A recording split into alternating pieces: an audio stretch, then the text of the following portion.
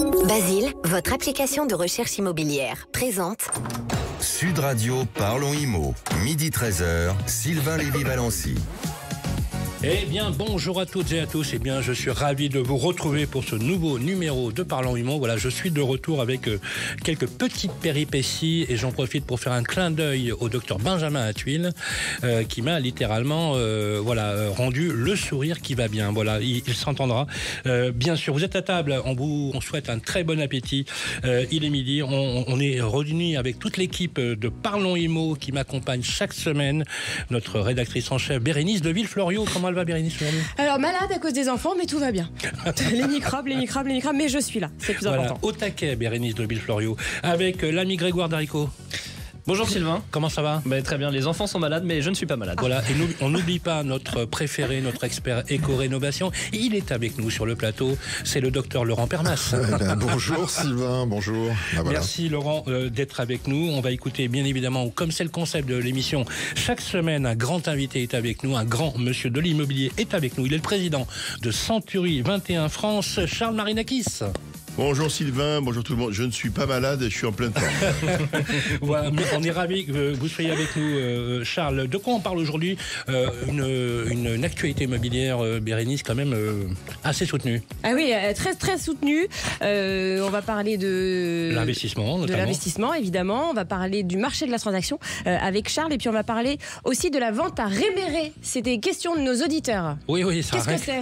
Si vous êtes endetté, ça fonctionne très bien. Eh ben, vous allez nous expliquer, bien évidemment. On écoutera aussi nos auditeurs après avoir récolté leurs questions, n'est-ce pas ? Eh ben c'est ça, la vente à réméré. Voilà. Avec la vente en réméré. Réméré, c'est pas un sketch. Non, pas du tout. Ça existe vraiment. Eh ben, écoutez, on va parler bien sûr après rénovation énergétique avec vous au menu de la réno. Mon cher Sylvain, avec Laurent, on va voir pourquoi consulter un accompagnateur Rénov aujourd'hui peut changer votre hiver. Il faut anticiper. Et puis dans notre chronique Maison Saine, on va décrypter les résultats de la grande campagne Logement 2. On verra que les choses évoluent dans le bon sens sur la question de la qualité de l'air intérieur. Et on fera également le Tour de France des biens. Alors c'est pas cette semaine, Sylvain, on parlera viager plutôt avec Bérénice. Oui, absolument. Ouais. On va dire les choses comme ça. On va plutôt parler viager que de faire le Tour de France. Et ce sera très intéressant d'ailleurs, Sylvain, parce qu'on va voir justement quels sont tous les avantages à acheter un bien en viager et surtout à quoi il faut faire attention. Et on enchaîne avec les infos à retenir avec vous, Bérénice de Villefloriot. Quel est le programme de la semaine ? Alors, un nouveau ministre pour le logement. Le budget 2026 a des conséquences sur le logement et pas dans le bon sens. Et enfin, on verra qu'un oubli de changement d'adresse, Sylvain, ça peut coûter très très très très cher, 305 000 € de frais de succession. Alors, on va commencer avec notre nouveau ministre qui est passé près de la censure, 18 mois après, me semble-t-il. Il s'appelle Vincent Jeanbrun. Oui, nouveau ministre de la Ville et du Logement dans le gouvernement Lecornu 2. Faut suivre. C'est Vincent Jeanbrun. J'allais dire quelque chose, mais je vais me taire. Il succède à Éric Woerth, qui a fait à peu près 12 heures, qui lui succédait à Valérie Létard, qui était donc sous le gouvernement, j'en oublie, Bayrou. Voilà. Bayrou, ouais. Vincent Jeanbrun, 41 ans, député du Val-de-Marne et maire de l'Aïle-les-Roses depuis 2014. Alors, je ne sais pas si vous vous souvenez, on avait beaucoup parlé de lui en 2023. Des émeutiers étaient rentrés dans sa propriété, avaient mis le feu. Il y avait sa femme, ses 2 enfants. On l'a même reçu sur Radio Imo. Exactement. À l'intérieur, donc ils avaient dû faire. Voilà. Donc Vincent Jeanbrun, il s'est imposé ces dernières années comme une figure montante de la droite locale. C'est un proche de Valérie Pécresse, un proche de Laurent Wauquiez. C'est un élu républicain. Bon, désormais, il faut suivre encore. Il est exclu de son parti. Il avait notamment porté une proposition de loi visant à favoriser l'attribution des logements sociaux aux travailleurs actifs. Il s'était fait remarquer pour un plan banlieue, prônant notamment la fin du logement social à vie, la limitation du parc social à 30% par commune ou encore la vente accélérée de logements sociaux au secteur privé. Évidemment, ces propositions n'avaient pas plu à la gauche. Sa nomination passe pas inaperçue. Elle intervient alors qu'il est visé par une enquête préliminaire du parquet de Créteil pour une prise illégale d'intérêt concernant l'attribution de logements sociaux à d'anciens collaborateurs. Alors, il a fait son premier déplacement en tant que ministre hier.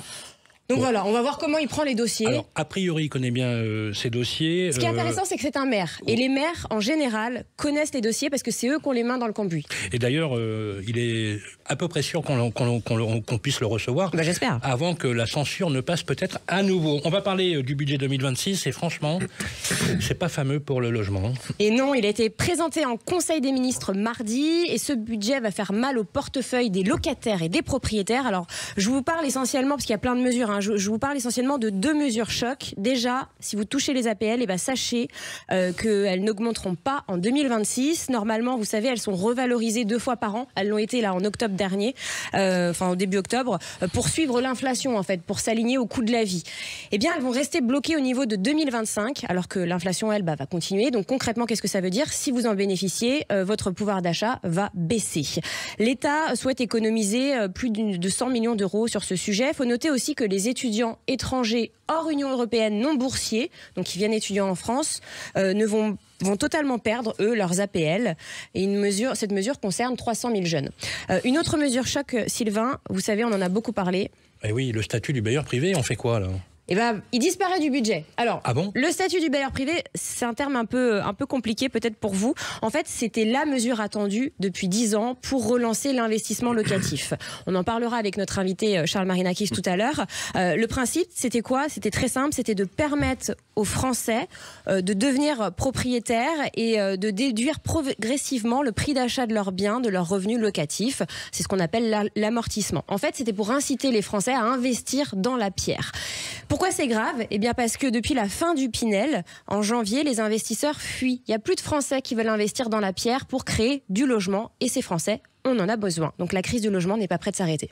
Et ça, c'est vraiment dramatique puisque ça touche des milliers de Français. On va finir avec un oubli de changement d'adresse c'est incroyable, qui a coûté très cher à une personne. C'est vrai. Hein, c'est une histoire vraie. C'est l'histoire de Pierrot. Oui. Pierrot qui vit un véritable cauchemar administratif. Ouais. Après sa retraite, sa sœur quitte Paris pour rejoindre La Ciotat. Tous les deux, ils sont célibataires sans enfants, donc ils se disent bon, on va habiter ensemble. Ils vivent ensemble pendant 12 ans. Ils sont frères et sœurs. Hein. Oui. Dans la maison familiale, c'était la maison de leurs parents. Josiane décède, donc sa sœur décède. Pierrot pense hériter sans frais, parce que la loi le permet, entre frères et sœurs de plus de 50 ans, célibataires, ayant vécu ensemble 5 ans minimum, l'exonération est totale, sauf que, sa sœur n'avait jamais changé son adresse administrative. Et il ne le savait pas. Voilà, il le savait pas, non. Donc sur le papier, elle vivait toujours à Paris dans son studio. Donc pour l'administration fiscale, impossible de prouver la cohabitation. Résultat, 305 000 € de droits de succession à payer. C'est 45% de taxation sur 700 000 € d'héritage. Oui, en France, c'est cher, hein, les frais de succession. Donc pour régler la facture, Pierrot, il a dû vendre l'appartement parisien, hein, le petit studio parisien. Et pourtant, il avait coché toutes les cases. Donc la leçon, l'exonération entre frères et sœurs existe, mais elle est fragile. La moindre incohérence dans vos papiers, et c'est 45% d'impôts qui tombent. Donc pensez à tout vérifier par un notaire, c'est important. Voilà, et dans votre affliction, n'oubliez pas de régler vos frais de succession. C'était les inconnus. Voilà. Merci Bérénice. Et tout de suite, on va attaquer le chantier du siècle. Avec Sofinco, baissez votre consommation d'énergie en lançant vos travaux d'éco-rénovation. Sofinco présente... Sud Radio, parlons éco-rénovation. Avec vous, Grégoire Darico. Bonjour Laurent Permas. Bonjour Grégoire. Alors soyons clairs, si vous avez déjà eu froid dans une maison mal isolée malgré le chauffage à fond, cette chronique elle est pour vous. Aujourd'hui on parle d'un acteur encore trop méconnu mais qui peut littéralement changer votre confort cet hiver. Il s'agit de l'accompagnateur France Rénov'. Et oui, le contacter maintenant, ça peut faire la différence entre un hiver subi et un hiver au chaud, n'est-ce pas mon cher Laurent? Oui, alors on peut commencer peut-être par une phrase choc, en avoir marre d'avoir froid ou chaud, vous voyez, c'est le MAR, c'est la contraction de mon accompagnateur Rénov'. On est en forme ce samedi. Donc franchement, on peut le dire, à la rénovation énergétique. Il a mangé du tigre ce matin. Oui, on s'y perd totalement, même très vite, entre les aides, les devis, les artisans, les diagnostics, et puis à qui faire confiance. Donc justement, l'accompagnateur Rénov', lui, il est là pour vous guider de A à Z. C'est un peu le copilote de votre maison, ça me parle en tant qu'aviateur. Et l'accompagnateur Rénov', lui, justement, il est indépendant, il est agréé par l'État et son job, c'est de sécuriser vos projets. Donc ça, c'est sympa. Parce que Laurent, on a tous entendu des histoires de galères. Elle remonte plus facilement que les succès, ou en tout cas les chantiers qui arrivent à l'heure. Et donc c'est justement, alors souvent les Français signent trop vite un devis sans les aides, donc c'est trop tard, se retrouve avec des travaux inachevés, ou pire, en fait pas le fait. Et donc lui, l'accompagnateur, il va tout vérifier, Il va notamment vendre, en tout cas, on vend pas une pompe à chaleur ni d'isolant, il vend de la méthode et de la tranquillité. Hein. Il est neutre, il n'a pas d'autre métier. Alors concrètement, Laurent, qu'est-ce qu'il fait pour nous, justement ? D'abord, il commence par un diagnostic énergétique. On peut parler même d'un audit énergétique complet de votre logement. Hein, pas le juste, il fait froid et pourquoi. Ensuite, il va construire un scénario de travaux adaptés selon votre maison, votre portefeuille. Et puis, il monte tous les dossiers d'aide publique. Ça, c'est important. À la fois MaPrimeRénov', les C2E, hein, c'est les certificats d'économie d'énergie, vous savez, c'est privé. Parce que, justement, elles sont nombreuses. Et puis, il ne faut pas se tromper. Et puis, il vous aide à choisir aussi le bon devis, à éviter les offres trop belles, pour être vrai. Hein. Attention à la pompe à chaleur à 1 €. Et puis, surtout, il va suivre le chantier du début jusqu'à la fin. Et puis, il vérifie si tout ce qui a été promis est bien livré. Donc, en fait, on évite les surprises. On évite surtout les arnaques en fait, hein, et payer 2 fois. Vous avez raison. Non mais la chaudière à 1 €, on peut le dire aux Français, c'est de l'arnaque. Voilà, faut arrêter ça. Voilà, on arrête. D'accord. Et oui, parce qu'une rénovation ratée, ça coûte plus cher qu'une rénovation bien planifiée, mon cher Laurent. Un exemple peut-être ? Oui, on va prendre une famille. Lançons-nous dans la Loire, tiens. Maison des années 70, ils voulaient juste changer leur chaudière. Donc l'accompagnateur France Rénov' donc est arrivé. Il a dit on commence par isoler les combles, sinon vous chauffez les oiseaux. Et puis résultat, 35% d'économie d'énergie sans même toucher à la chaudière. Et en plus, ils ont obtenu en tout cas 9 000 € d'aide qu'ils ne connaissaient même pas. Alors pourquoi faut-il s'y prendre maintenant et pourquoi ne pas attendre par exemple le mois de novembre ? Parce que la réouverture de la MaPrimeRénov', c'est maintenant. La rénovation globale, c'était le 30 septembre, donc c'est ouvert. On peut contacter un accompagnateur aujourd'hui et être prêt pour l'hiver. On peut lancer ces travaux, et puis il est important aussi, depuis 2024, il est obligatoire, notamment pour toutes les rénovations d'ampleur. Allez, juste avant de finir, quelques chiffres parlants quand même, c'est important. Oui, ça se passe plutôt bien parce qu'on a plus 60% de rénovation d'ampleur avec notamment mon accompagnateur Rénov' et 2 classes en plus d'économie d'énergie, d'étiquette, 80% des coûts de travaux notamment qui sont couverts pour lorsqu'on a un bon dossier. Et puis selon l'ANA, un projet sur 2, notamment sans accompagnement, échoue ou reste partiel. Et puis la question que tout le monde se pose, où est-ce qu'on trouve cet accompagnateur et combien ça coûte ? Ce sera notre dernière question. Oui, sur le site francerénov.gouv.fr, on va dans la rubrique Mon accompagnateur Rénov'. Et le tarif, c'est gratuit pour les ménages modestes et c'est jusqu'à 1 500 € qui sont pris en charge pour les autres cas. Merci Laurent Permas. Merci Grégoire. Sud Radio, parlons éco-rénovation. Avec Sofinco, lancez vos travaux d'éco-rénovation pour baisser votre consommation d'énergie. Eh bien, on va revenir dans quelques minutes, les amis, avec une courte pause. On va répondre aux questions des auditeurs avec vous, Bérénice de Villefloriot. On va parler de... Endetté, qu'est-ce que c'est ? Ça peut vous aider. Voilà, la vente à rémérer. Et ensuite, nous recevons notre grand invité qui nous fait le plaisir d'être avec nous en ce samedi, Charles Marinakis, le patron de Century 21. À tout de suite. Basile, votre application de recherche immobilière, présente... Sud Radio, parlons IMO. Midi 13h, Sylvain Lévy-Valency. Un excellent week-end à vous les amis, on parle de votre logement, de l'immobilier. Si vous êtes à table, on vous souhaite également un excellent appétit. On va justement parler d'un sujet extrêmement important, c'est la vente en réméré. On va le faire avec vous, Bérénice de Villefloriot. Avec la Massif, économisez en changeant d'assurance de prêt immobilier. Conditions sur massif.fr. La Massif présente Sud Radio, parlons IMO, ça vous concerne. Et oui, les amis, ça vous concerne. Nous avons reçu un SMS cette semaine, Bérénice. Oui, je rappelle que vous pouvez nous envoyer vos SMS. Vous envoyez IMO, I2MO au 7 20 18, puis votre question et on y répond. Et là, cette semaine, alors j'ai eu 2 messages, 2 SMS sur la vente à réméré. Alors j'en lis un. Bonjour, j'ai une question sur la vente à réméré. J'entends de plus en plus parler de ce dispositif présenté comme une solution pour les propriétaires en difficulté financière. Concrètement, en quoi ça consiste et comment ça fonctionne ? Donc on va recevoir notre expert, Anthony Bernard, bonjour. Bonjour. Vous êtes directeur général associé d'Apirem. Alors Apirem, justement, vous proposez la vente à réméré. La vente à réméré, qu'est-ce que c'est ? Tout à fait. Alors simplement, la vente à réméré, c'est de permettre à une personne propriétaire d'un bien immobilier de le vendre à un investisseur rapidement afin d'obtenir de l'argent et donc de pouvoir répondre à un besoin de trésorerie pour rembourser des dettes ou réaliser un projet. L'avantage de cette vente, c'est qu'elle permet à notre client de garder un droit de rachat et aussi de pouvoir l'occuper sur une période de 5 ans maximum. Donc ça veut dire que l'acheteur, celui qui achète le bien, il devient entièrement propriétaire, c'est ça, de la maison par exemple ? Voilà, tout à fait. Il y a un transfert de propriété et c'est ce transfert de propriété qui permet à notre client d'obtenir entre 50 et 70% de trésorerie par rapport à la valeur du bien et d'avoir cette possibilité de l'occuper sur une période de 5 ans maximum. Donc ça veut dire que si le bien fait 200 000 euros, concrètement, la personne qui le vend, l'occupant, reçoit tout de suite minimum 100 000 euros, c'est ça ? C'est ça, tout à fait. Pour vous raconter rapidement l'histoire d'un couple qui nous a contactés en 2021, leur objectif était de pouvoir solder un crédit qu'ils avaient à la banque pour lequel ils étaient en défaut de paiement. La banque réclamait le remboursement intégral du crédit, donc le bien est évalué environ 200 000 euros. Il restait encore 100 000 euros à payer et pour éviter de se faire saisir, eh bien, nos clients ont opté pour ce mécanisme de la vente à réméré, ce qui leur a permis de gagner du temps et de rembourser leurs dettes en intégralité. Et donc l'acheteur, on est d'accord, c'est souvent des professionnels, c'est ça, hein ?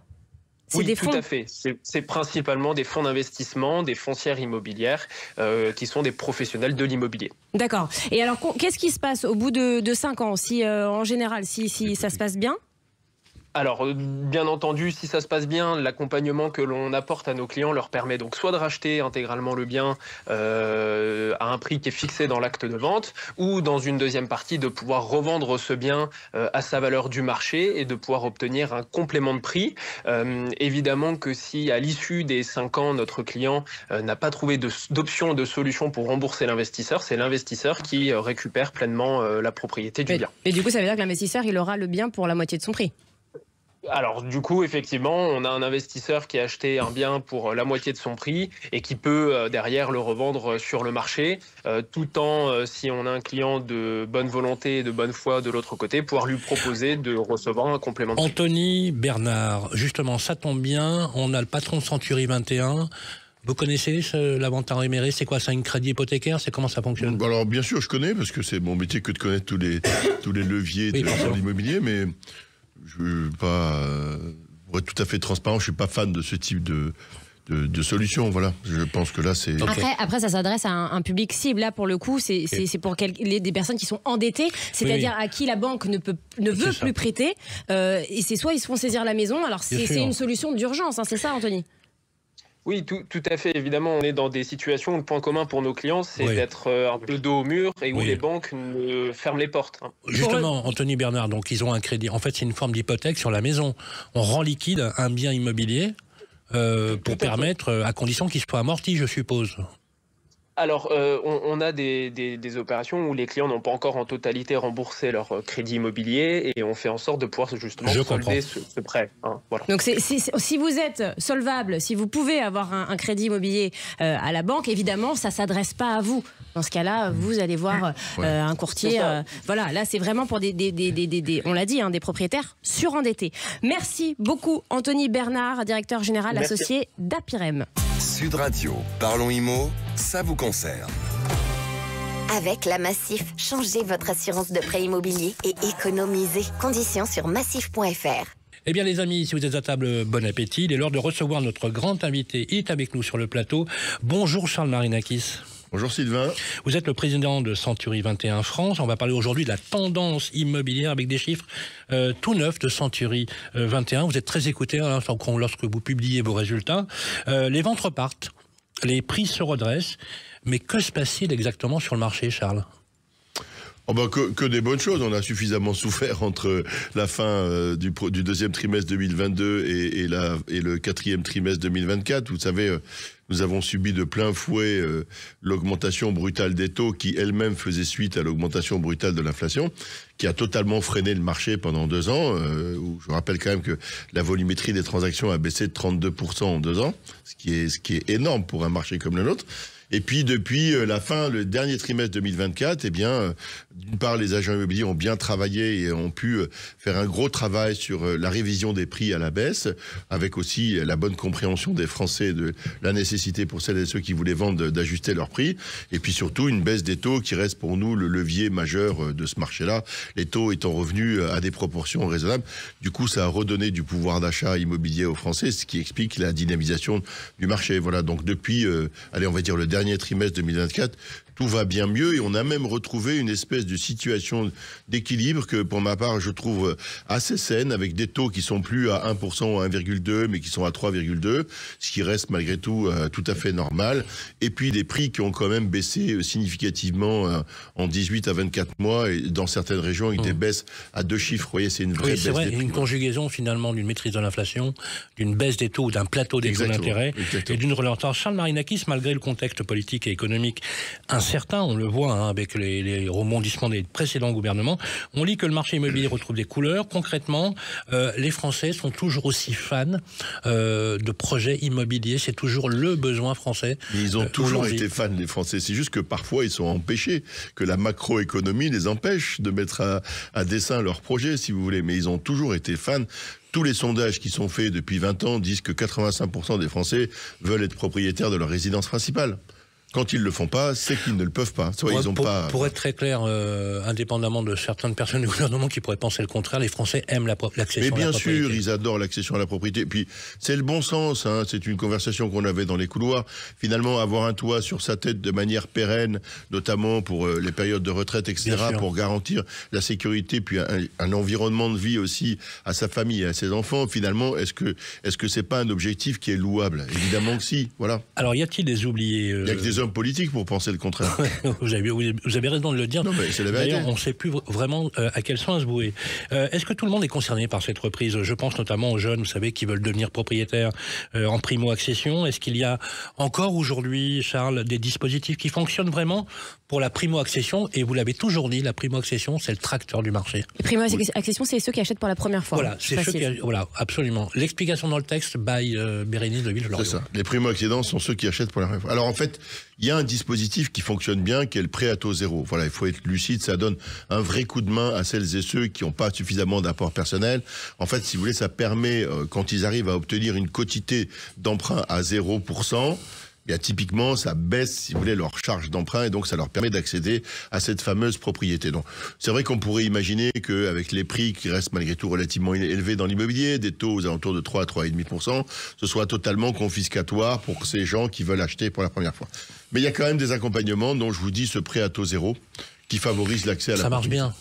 Oui, ça marche bien. Vous êtes un tracteur entre dans le marché. ça, le prêt à taux zéro et ma prime rénov, ça marche bien. Bien sûr. Alors justement, parlons argent. Les prix s'envolent ou pas, vraiment? Non. Ou est-ce qu'on a vraiment un côté très hétéroclite dans les territoires français? Alors il y a toujours eu, vous savez, moi je défends le principe des marchés de l'immobilier, pas un marché de l'immobilier. Absolument.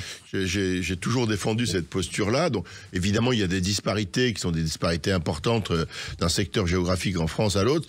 Mais si je prends, parce qu'il faut bien donner une moyenne nationale, depuis le début de l'année, vous voyez, les prix n'ont augmenté que de 1,6%. Ça reste une augmentation, donc on s'en serait passé. Mais ça reste malgré tout à fait digeste. Vous avez toujours dit, il y a un effet mécanique entre la baisse des taux et la reprise du marché. Ouais. Vous l'avez toujours dit, il y a un corollaire. Alors, on voit, il y a un plateau, c'est vraiment léger pour l'instant avec la baisse, même s'il n'y a pas de petites économies. Est-ce que vous craignez une remontée plus importante à cause du contexte économique et politique incertain? Est-ce que ça entraînerait, selon vous, une rupture encore du marché? Est-ce que vous pouvez également nous rappeler justement cette idée que vous avez très précisément sur l'impact des taux? Je pense bien sûr au déclassement de la France par l'agence Fitch qui pourrait engager peut-être une hausse des taux d'intérêt ou pas, selon vous? Alors moi j'ai un indicateur, Sylvain, qui n'est pas celui-là. Lequel? Je sais que tout le monde regarde le niveau de cotation de la France et ses capacités d'emprunt. Tout le monde surveille l'OAT à 10 ans. Bah oui. Moi, je surveille l'inflation. Mon pire ennemi, le mistigris des sociétés modernes en termes de macroéconomie, c'est l'inflation. C'est ça qui fait remonter les taux. Exactement. Et donc, si vous observez ce qui s'est passé en 2022, tout allait bien, inflation parfaitement bien maîtrisée à 0,70. On n'avait d'ailleurs jamais eu une inflation aussi basse depuis des années et des années. Tout d'un coup, il y a les conditions d'accès à l'énergie s'enflamment, que ce soit le pétrole ou l'uranium ou d'autres énergies. notamment à cause de la guerre en Ukraine. Et puis tout d'un coup, vous vous souvenez, les fameux boulangers dont les coûts de l'électricité étaient augmentés de 30%, parce que comme on a fermé des centrales nucléaires, finalement, au lieu d'être exportateur d'énergie, on redevient importateur d'énergie, donc on fait monter le coût de l'énergie, etc. Et donc on se retrouve tout d'un coup avec une inflation, alors que ça faisait des années que plus personne n'en parlait. Hop, l'inflation, ça repart. Et là, c'est la catastrophe, parce que derrière, qu'est-ce qui se passe? La Banque Centrale Européenne ajuste les taux au fur et à mesure que l'inflation augmente. Voilà. Merci Charles. Restez avec nous, s'il vous plaît, sur le plateau. Justement, dans la deuxième partie, on continuera à vous poser des questions. Vous êtes à table. Bon appétit. On se retrouve dans quelques instants. Basile, votre application de recherche immobilière, présente Sud Radio, parlons IMO. Midi 13h, Sylvain Lévy-Valency.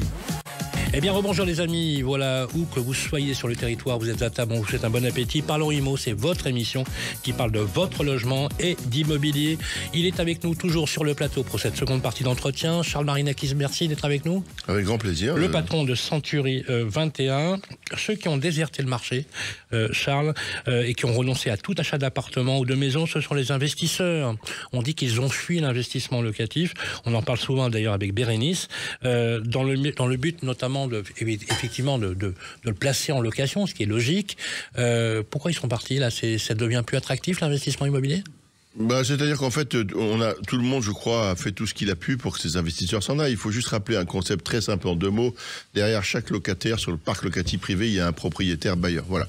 Donc soit on le diabolise, soit on comprend qu'il est d'une utilité absolue pour la société française et notamment toutes celles et ceux qui ont besoin de se loger. Auquel cas, il faut avoir un prisme différent. Aujourd'hui, tous les dispositifs, si vous voulez, qui ont été mis en place, l'ont été à la charge du propriétaire bailleur. Donc, forcément, ça fait reculer un certain nombre de gens qui ne veulent plus faire ce type d'investissement parce qu'ils ont la contrainte de mise en conformité énergétique, parce que vous l'avez vu, c'est dans la presse d'hier et d'aujourd'hui, les taxes foncières ont explosé, parce que il faut faire des travaux dans les plans pluriannuels de copropriété, parce que d'abord les taux d'emprunt ne sont plus à 1% mais à 3%. Voilà, donc il y a plein d'indicateurs convergents mais qui sont tous négatifs. Après, moi ce que je dis quand même quand on est investisseur, l'investissement, c'est sur du long terme. Si vous voulez faire du spéculatif, allez mettre votre argent dans le 4,40. Si vous voulez faire de la plus-value à moyen et long terme, vous venez dans l'immobilier. Et si on veut être tout à fait honnête, il faut prendre dans ce cas-là la plus-value à terme et la rajouter au rendement direct que vous avez eu. Voilà. Donc ça reste intéressant. Contrairement à ce que peuvent déclarer certains grands patrons d'immobilier, l'investissement dans l'immobilier, ça reste quelque chose de très intéressant. Concrètement, vous qui êtes sur le terrain tous les jours, on a des agents immobiliers, c'est Century 21, qui discutent avec les Français au quotidien de leurs projets. Qu'est-ce qui les bloque? Trop d'impôts, trop de normes? Alors, les normes, pour les investisseurs, oui, les normes sont compliquées, trop d'impôts, avec certitude aussi.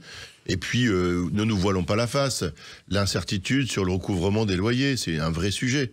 Hein, faut pas, voilà. C'est-à-dire qu'aujourd'hui, vous avez beaucoup de gens sortent du parc locatif privé, le mettent soit en saisonnier, soit en location meublée professionnelle ou non professionnelle, et voire sur certains marchés, comme le marché parisien, demandent à avoir un bail civil pour échapper à la réglementation, si vous voulez, des logements. Parce que quand vous avez un locataire qui paye pas son loyer, vous savez tous que c'est extrêmement difficile de le déloger de là.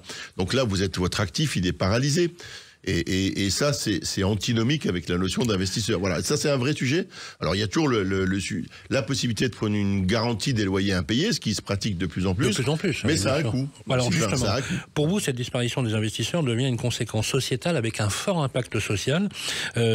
Expliquez-nous justement. Vous dites en substance que finalement, sans les investisseurs privés, on a un équilibre relatif sur le plan social au niveau du logement. C'est ça que vous voulez dire ? Oui, je dis ça parce que si vous voulez, globalement, rares sont les gens qui passent directement par l'acquisition. On transite tous à un moment donné de notre vie par une phase de location. Donc on a besoin d'avoir un marché locatif qui soit disponible. Or, ce qui se passe aujourd'hui, il y a la contraction de plusieurs phénomènes. D'abord, les logements neufs, il s'en fait plus ou quasiment plus. Or, je rappelle que 50% des logements neufs étaient à destination du parc locatif privé. Donc ce parc, il est mécaniquement asséché. Les Français qui n'ont plus les moyens de quitter leur location parce qu'ils n'ont pas la possibilité d'acheter restent dans leur logement. Et puis les investisseurs qui étaient attirés par l'attractivité des plus-values immobilières, ils y viennent plus parce qu'ils se disent si je suis pas payé de mon loyer. Donc c'est toutes les sources d'approvisionnement du parc locatif privé ont été taries. Ça veut dire qu'on ne peut plus mettre des logements à disposition des Français. Or moi je dis si je suis le gouvernement, quelle est l'attitude la plus sociétale ou la plus civique ?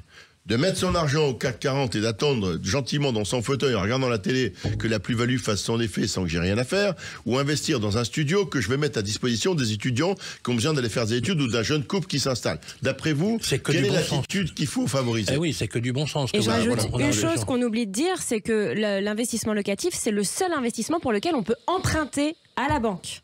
On ne peut pas faire ça pour investir sur les marchés financiers. Exactement, sur les marchés financiers. Charles Marinakis, il nous reste moins d'une minute. J'aimerais que vous nous donniez votre avis sur cette question cruciale du rapport qui avait été fait par le député Cosson et le sénateur Daubresse pour le statut du bailleur privé. C'est quoi, à votre avis? Bon, pas terrible? Rapport excellent, si j'en crois par le contenu d'excellent. Peut-être un peu trop généreux, si on se dit un peu les choses. Je pense qu'il n'aurait jamais été adopté en l'état. Ce qui est important, Sylvain, c'est que tous les professionnels crient, d'accord, depuis des années maintenant, réclame un statut du bailleur privé avec des compensations, d'accord. Moi, je veux bien de la décence énergétique, je veux bien de la décence locative, je veux bien des loyers plafonnés, je veux bien tout ce qu'on veut, mais il faut garantir aux gens qui investissent dans la pierre un statut du bailleur privé, ce que tout le monde réclame.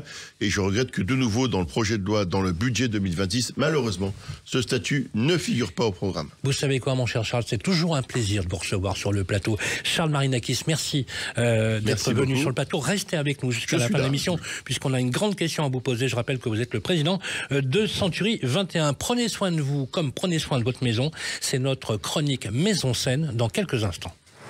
Avec Murprotec, agissez contre l'humidité et prévenez les risques de l'habitat sur votre santé. Murprotec vous présente Sud Radio. Parlons Immo, Maison Saine. Justement, une maison saine avec vous, mon cher Grégoire, et nous avons Édouard David en ligne. Oui, parce que mon cher Sylvain, chaque semaine on s'intéresse à une menace invisible mais bien présente dans des millions de logements. Je veux bien sûr parler de l'humidité et de la qualité de l'air intérieur. Alors au menu aujourd'hui, un sujet très concret, comment repérer les signes d'humidité dans son logement? Et une question très importante, on va en parler avec Édouard David, responsable du pôle d'engagement sociétal de Murprotec. Bonjour et bienvenue Édouard. Bonjour Grégoire, bonjour à tous. Alors Édouard, j'aimerais qu'on parle et qu'on explique brièvement, s'il vous plaît, ce qu'est la campagne Logement 2 et ce qu'elle mesure exactement. Oui, bien sûr. Alors la campagne nationale Logement 2, qu'on appelle CNL2, c'est une vaste étude qui a été pilotée par l'Observatoire de la qualité des environnements intérieurs, l'OQEI. Elle a été menée entre 2020 et 2023 dans plus de 570 logements représentatifs de l'habitat français. L'objectif était de mesurer la qualité de l'air intérieur. On a relevé pour ça donc plus de 170 paramètres, dont les polluants chimiques, les particules fines, le dioxyde d'azote notamment, mais aussi des éléments comme l'humidité, la température et la ventilation. Et les chercheurs ont aussi interrogé les habitants sur leurs habitudes de vie, leur état de santé aussi également. Et l'objectif c'était vraiment de mieux comprendre les liens entre logement et santé respiratoire. Et alors justement, Édouard, quels sont les résultats les plus marquants de cette campagne ? Alors, il y a du positif. Depuis la première campagne qui avait été lancée au début des années 2000, la qualité de l'air intérieur s'est améliorée. On observe une baisse de certains polluants comme les composés organiques volatiles, les fameux COV, ou le formaldéhyde qui était à l'époque très présent. Mais attention, ces progrès ne doivent pas masquer le reste du tableau. Et même si 6% des logements dépassent les seuils recommandés en matière de formaldéhyde, par exemple, cela représente donc toujours 2,2 millions de logements, soit 4,5 millions de personnes en France qui sont concernées. Et c'est toujours trop. Ouais. Et la CNL2 montre que de nombreux logements restent encore au-dessus des valeurs de référence sanitaire pour plusieurs polluants, notamment les particules fines ou le dioxyde d'azote. Donc autrement dit, l'air de nos logements s'améliore, mais il reste souvent trop chargé. Et un mot, Édouard, sur l'humidité et ces fameuses moisissures. Alors, c'est un problème qui touche aussi bien les logements anciens que les habitations qui sont récentes. C'est même parfois plus marqué dans les logements très performants sur le plan énergétique, car une isolation renforcée, sans ventilation adaptée, peut piéger l'humidité. Ouais. C'est ce qu'on appelle le paradoxe du logement étanche. On consomme moins d'énergie, mais on respire parfois un air plus humide et plus pollué, avec à la clé des impacts sur la santé respiratoire. Et c'est un lien, enfin, ce lien entre habitat et santé, il se vérifie également noir sur blanc, puisque on a l'enquête santé-habitation qui avait été menée en 2024 par Santé Respiratoire France et Murprotec, et on avait notamment relevé que 43% des malades respiratoires avaient déjà vécu dans un logement humide. Donc aujourd'hui, on peut largement le dire, l'humidité dans le logement est un facteur majeur qui favorise l'apparition et l'aggravation des maladies respiratoires. Édouard, est-ce que la campagne Logement 2, elle révèle des disparités selon le type de logement ou selon la localisation du logement ? Alors oui, la CNL2 met bien en évidence plusieurs disparités importantes selon le type de logement, son âge et sa localisation. D'abord, on observe que les logements anciens présentent souvent des concentrations plus élevées de certains polluants, notamment ceux liés aux matériaux de construction ou au système de chauffage. Et à l'inverse, les logements récents, mieux isolés, plus étanches, montrent parfois des niveaux accrus de polluants chimiques, vous savez, issus du mobilier ou des produits d'entretien, et surtout quand la ventilation est insuffisante. Donc on a des variations régionales, on a des variations selon les zones urbaines ou les zones rurales, et aujourd'hui, donc la CNL2 confirme bien que la qualité de l'air intérieur, elle dépend fortement du type de logement, encore une fois, de son état et de ses équipements dans sa globalité.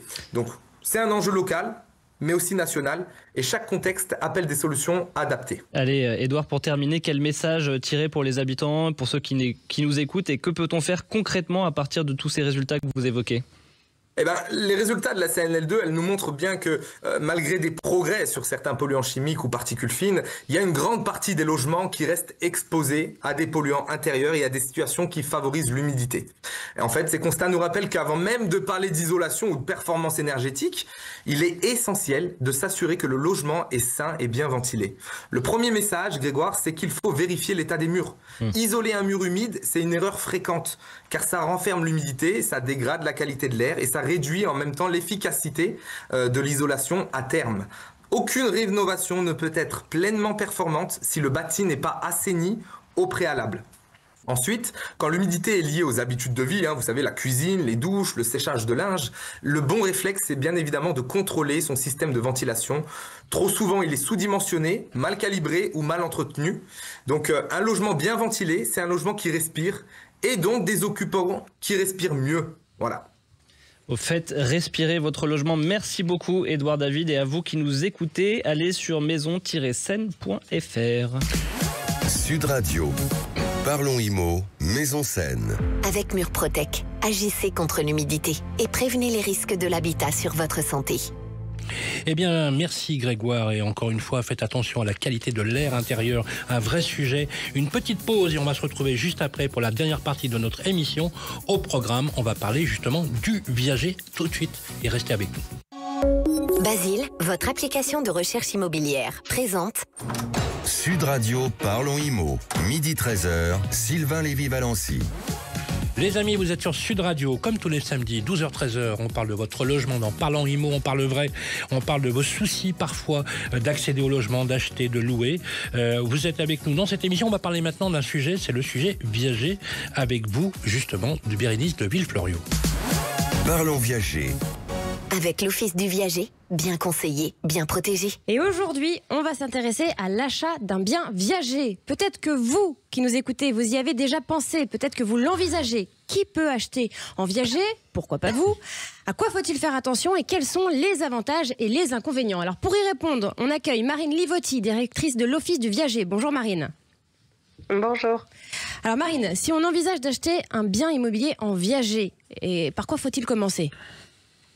Alors, très simplement, il faut déjà se poser les bonnes questions. Pour ça, je vais vous proposer une petite checklist des questions à se poser en amont. Déjà, quel est mon budget global, savoir quel est le bouquet déjà que je peux consacrer, donc c'est la somme que je vais verser comptant le jour de la signature chez le notaire. Quelles sont ensuite les rentes, les sommes que je vais pouvoir verser chaque mois. Quels sont les frais annexes que je suis capable et susceptible de prévoir. Ensuite, déjà, est-ce que je suis à l'aise avec la durée d'investissement, puisque c'est un projet qui va durer et s'étaler sur plusieurs années. Ensuite, est-ce que j'ai bien compris le type de vente dans lequel je m'engage? Est-ce que c'est un viager occupé, libre, nue propriété? Quel va être l'état réel du bien que j'ai en face? Quels sont les travaux que je vais avoir à prévoir? Et ensuite, ai-je bien identifié toutes les charges et les taxes qui seront à ma charge dans le temps? Et Marine, quels sont les avantages d'acheter en viager? Alors, j'imagine que le premier, c'est le prix. Oui, tout à fait. L'acheteur, effectivement, va bénéficier d'une forte décote sur le prix à l'achat. On compte à peu près entre 40 et 60% de la valeur marchande lorsqu'on est sur un viager occupé. C'est-à-dire, c'est le cas dans lequel, en fait, le plus courant, dans lequel le vendeur va continuer à occuper son logement. Ce qu'il faut savoir, c'est que c'est en fait tout simplement la majorité des ventes en viager qu'on propose. Et sur ce principe-là, on va avoir une décote qui est calculée en fonction de l'âge du vendeur et de la durée durée estimée d'occupation. Donc j'imagine que plus le vendeur est jeune et moins la décote est grande. Oui, c'est ça. Et comment ça se passe concrètement le jour de la transaction? Comment ça se passe au niveau du paiement pour un achat viager? Et vous l'avez dit, hein, vous avez évoqué les frais. Quels sont les autres frais à prévoir? Alors concrètement, par rapport à un projet immobilier classique dans lequel on va avoir recours à un crédit bancaire avec des mensualités relativement fixes, là le viager va permettre un paiement progressif. C'est-à-dire qu'on va avoir un bouquet qui va être versé sous forme de somme d'argent le jour du passage chez le notaire, puis des rentes qui vont être versées de manière échelonnée dans le temps.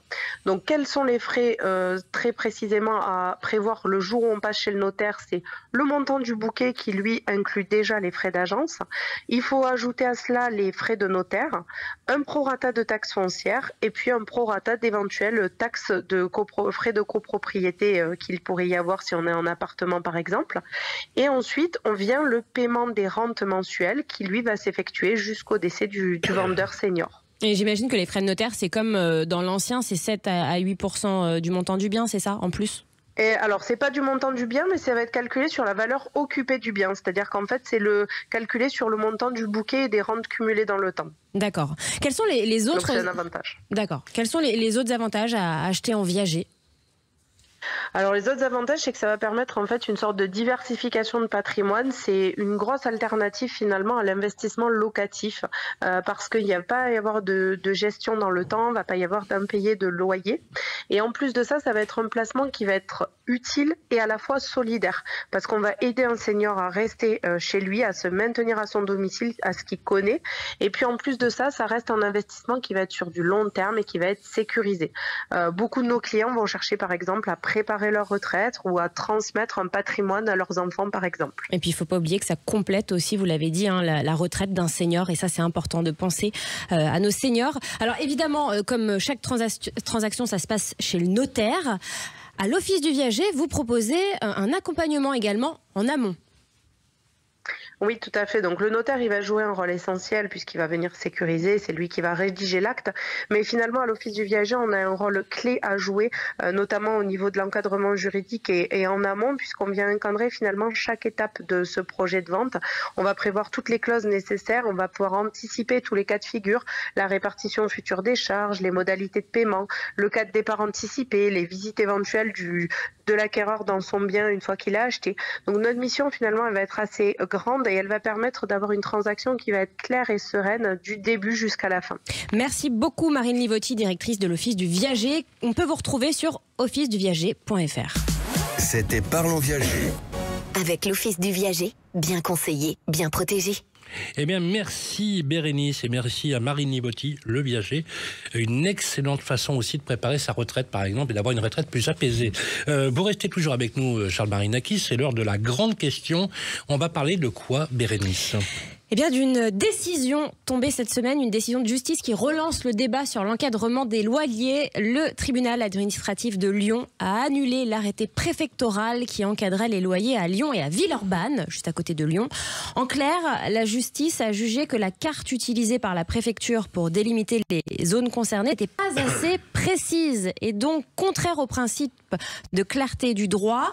Alors l'État va faire appel et un nouvel arrêté devrait entrer en vigueur dès le 1er novembre prochain, mais cette décision interroge. Le dispositif est-il utile? Faut-il le maintenir? Charles Marinakis, vous êtes président de Century 21, vous connaissez parfaitement le terrain.